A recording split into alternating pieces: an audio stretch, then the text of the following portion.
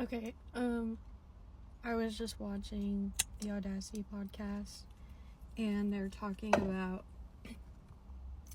bad/terrible dating advice that men get, mostly from, like, Red Pill or, like, Manosphere creator or, like, adjacent type media videos on YouTube or on Reddit or different types of forums, Discord, kind of anything you can think of, really.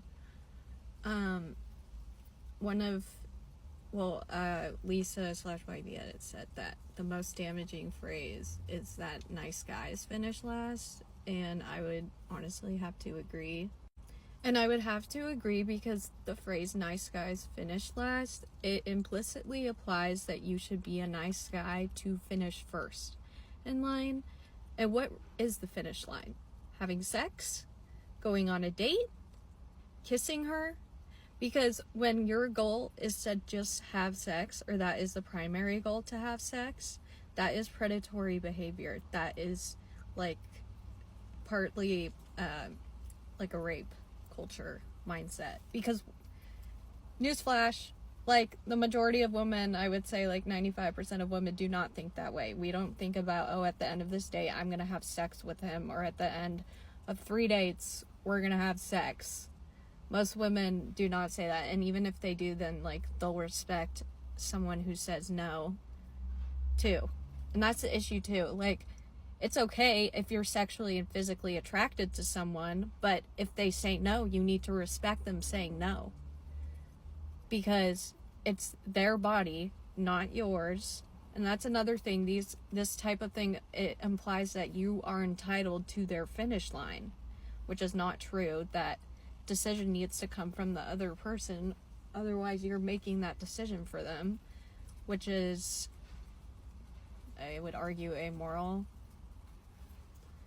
And for me, it really is that deep, because there's something called the rape culture pyramid, and I'll insert a photo of it. And at the very bottom is, like, rape jokes, or, like, innuendo, like, sexual, or, like, not innuendo, I should say, like, inappropriate or, like, unconsensual innuendo, which I would say is in the phrase nice guys finish last. And the funny part is that it's, like, kind of projection. It is projection, because I would say that nice/kind girls finish last. Every time when I was dating in my, like, late teens and, like, until I was about, like, 20 or 21, every time I would be kind right away to a guy, they would just take it, a lot of them, like, would read it as immediately being naive and honestly a weakness. So they would immediately try to neg me or manipulate me. And so, like, now I'm extremely, like, on the defense around any type of man, unless, like, I, like, personally feel like I have vetted them to be, like, safe. It's just trained me, I would say, to be extremely wary, because, like, I learned very quickly that men will literally tell you anything to get into bed, which is also a part of rape culture. You should not tell someone that you're gonna be in a relationship with them and then have sex with them and then tell them no. That's coercion.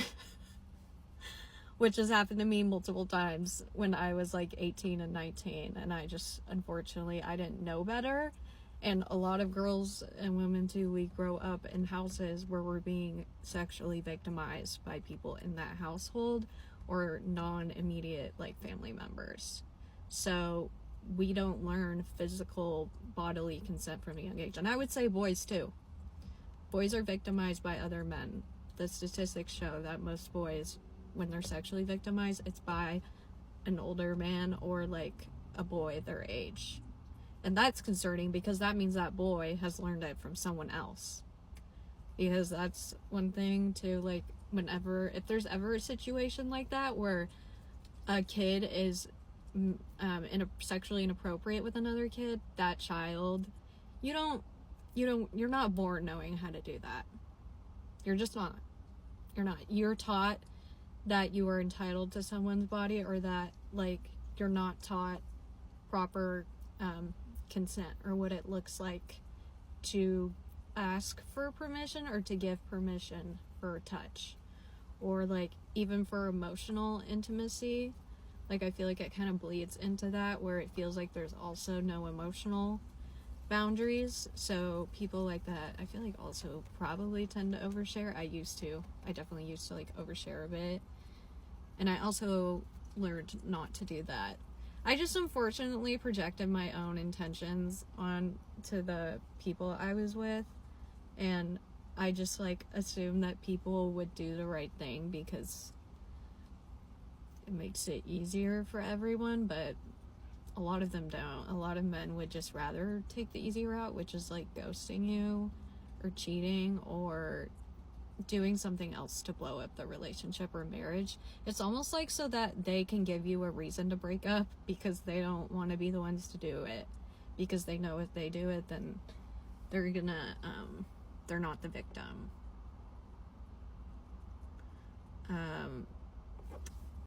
Part of the reason why, though, I'm so like passionate about this type of topic is because if you look at the pyramid, like, if we dismantle what's at the bottom, then the whole like thing, like, you could think of it like metaphorically, or like, I guess maybe, yeah, like metaphorically, it crumbles because the bottom, the foundation, is not there. Because if we stop normalizing like rape jokes, incest jokes, abuse jokes, weird innuendo in between family members, or like adults and children, then child rape and sexual abuse will also be seen as bad and like worse than it is right now, because like still so many things are normalized, including loud fucking cars, because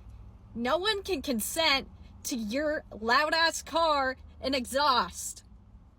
You're just like, I'm gonna be loud no matter what, or no matter if it hurts your fucking ears or sends a veteran into a PTSD attack or like an old person into like a cardiac arrest. It's just like so inconsiderate in my opinion, and so unattractive. Like, sorry, it really just like, I feel like it dries up most women. Like, they're doing it for other men, that's the thing. Like, in my opinion, they're just doing it, it's like metaphorically sucking their dick. And before you get mad at me about the car thing, I actually did not come up with that idea on my own. I got that idea from seeing a man on my TikTok For You page talk about it, and how he thinks that guys who drive loud cars are misogynistic and rapey. So, and if they take like the muffler off to make it really loud too, usually like the exhaust is like really smelly, and if you have sensory issues like I do, it'll give you a headache. And I know some men are immediately gonna think, well, why, like, who hurt you, or like, you're being a pussy or whatever. And it's just like, okay, that's just proving that you guys aren't considerate. Like, it's just another thing that like they just like don't think of, or they do, and they don't care that they're inconveniencing other people, because they know people are probably not gonna say anything, and it's just like acceptable to have those cars on the road, unless like by law it's prohibited not to take off your muffler, which in some cities where I live it is, because there's an issue with those types of cars. That's another thing, like I see them like every day, like on the freeway and on the road. Like, it's a little bit fucking ridiculous.